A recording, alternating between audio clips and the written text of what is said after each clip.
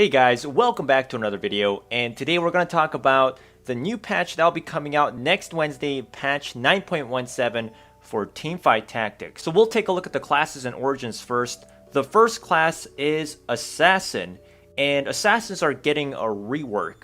And this is what the new description will read. So their innate passive is that they start at the start of combat. Assassins will leap to the furthest enemy. So that's already something Assassins are doing, just the description is changing.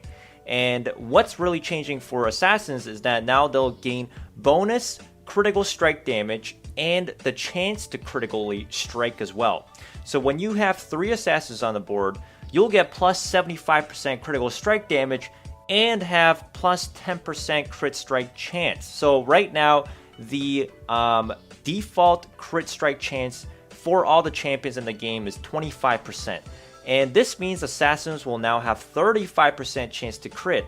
And they'll do less damage than they're doing right now. So right now with 3 Assassins, you get, I think, around 125% crit strike damage. That went down to 75% because now they have 10% extra chance to critically strike. And now when you also have 6 Assassins, which is something that's rarely played right now, most Assassin comps are usually just 3 because 6 Assassins are just not worth it. When you have 6 Assassins, you do 150% critical strike damage for your Assassins and have 25% additional chance to critically strike, which means 25% default chance plus 25% additional chance is 50% chance to critically strike, and that's a big deal. That means 1 and 2 attacks, the Assassins will critically strike and they'll do additional damage, which is great. Even though the critical strike damage went down, having the extra chance to critically strike is much better. And I think this rework for Assassins actually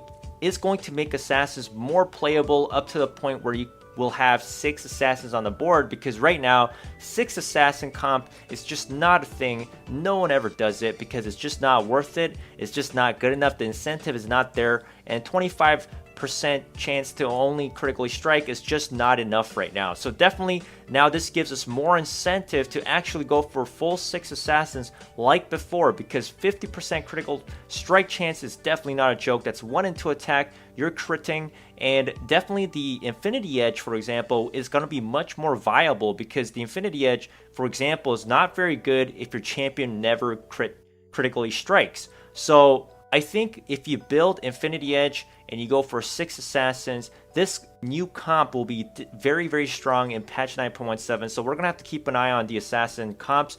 And Phantom Dancer may become more viable, more popular, because right now the Phantom Dancer is pretty pointless. Even though it dodges all critical strike chance from your opponents, which is great because you will never get critted, there's just not much incentive to use it. Also, with a lot less players using Assassins right now, I think we'll definitely see more Assassin play for sure from next week when this patch rolls out, and we'll probably start to see more Phantom Dancers in play as well. The Yordle origin is getting a buff. So Yordles gain a chance to dodge enemy basic attacks, and the chance to dodge the attacks went up. So when you have 3 Yordles, it's 35% chance to dodge. At 6 Yordles, it's 60% chance to dodge. So it went up again, especially when you have just 3 Yordles on the board. It's even higher now. 35% chance to dodge is pretty high. It's close to 40%. So, you know, you're going to be dodging a lot of hits there. And 3 Yordle synergies will still be more viable than before with this new buff. And once again, if you have 6 Yordles, 60% chance to dodge is quite high. So maybe 6 Yordles will kind of come back, but I'm not sure if 6 Yordles will still be a thing like it was before when the game was first released, because of the sorcerers and demons. Sorcerers and demons still like to chew up Yordles, even if you have this chance to dodge, because you only dodge basic attacks, not the active skills. So 6 Yordles may not be as viable still if sorcerers are really prominent and they're very common. Right now there is a lot of sorcerer players out there in the meta. They're quite good as well. So, you know, just 3 Yordle synergies may be stronger now with this new buff. Finally, the Noble origin is getting a nerf, and I saw this coming because a lot of players are complaining about just how strong Nobles are, and now this is going to be the new Noble's ability. At the start of combat, select allies gain 50 armor, 50 magic resistance, and heal 25 health on hit. So everything went down by 10 points. It used to be 60 armor, 60 magic resistance, and 35 health on hit, which was, I guess, a little bit too strong if you did have 6 nobles on the board. This will just essentially make the 6 nobles even weaker, and it might not even be viable anymore. It might not even be worth it at all, because 50 armor, 50 magic resistance, 25 health on hit, it may not just make the cut to actually have you put in that effort to go for 6 nobles. But once again, of course, if you had like a 2-star kill, you lucked out and you roll into 2-star kill, 6 nobles would still be amazing. But 6 nobles also would like to have some more damage, because 6 nobles by themselves don't have that kind of damage. So usually you have somebody like Jinx or Draven in your team comp, but they got nerfed as well. So I think the 6 noble comp definitely will be a lot weaker, and we'll definitely stop seeing a lot of these players trying to force nobles from next week at patch 9.17.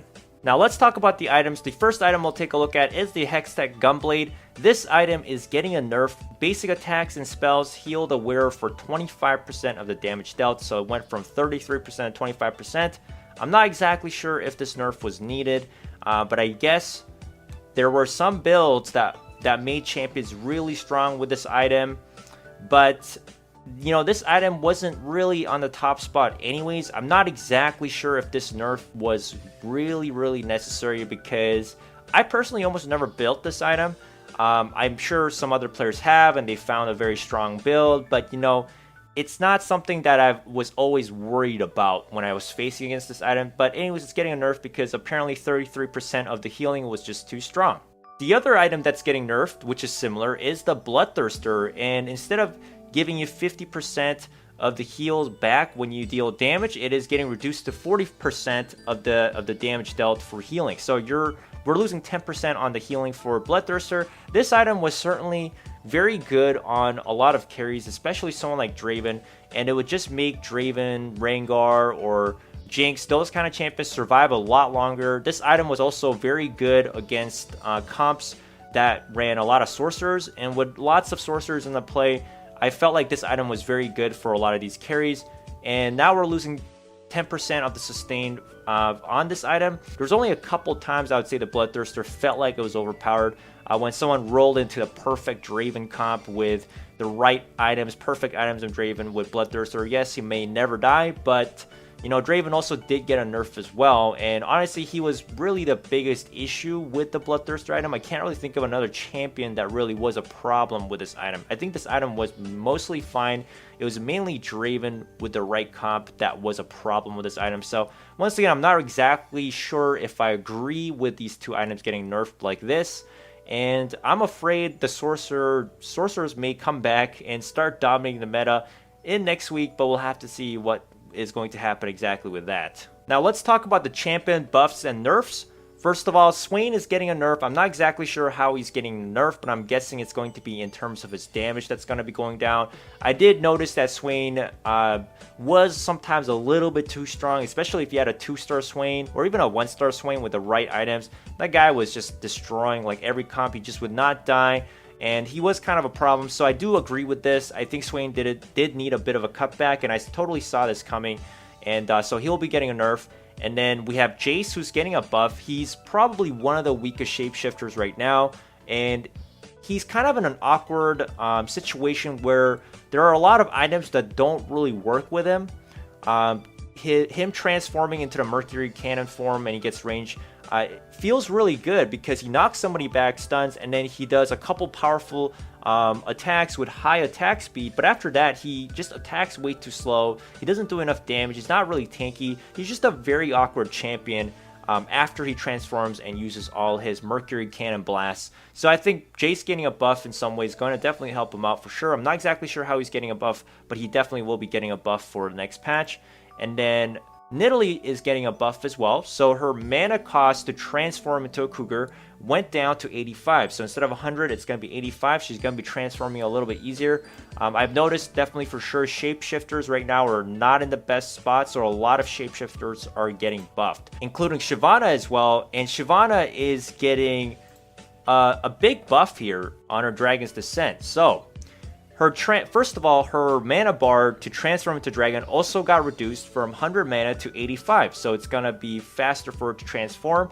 She will also do a large amount of extra damage once she turns into a dragon. So at 1 star, she's going to be doing 250 instead of 200, and then 2 stars, 375, and at 3 stars, she'll be doing 500 damage. So she'll be doing extra damage when she becomes a dragon and she goes into that range form, and it's going to be easier for her to transform because her mana bar got decreased to 85. So Shyvana definitely is going to get a big buff, and I think there's going to be definitely more playability for Shyvana, and the Shyvana carry might be coming back. She might be very dangerous when she comes back, and we'll have to see exactly what's going to happen in the next meta, of course. And next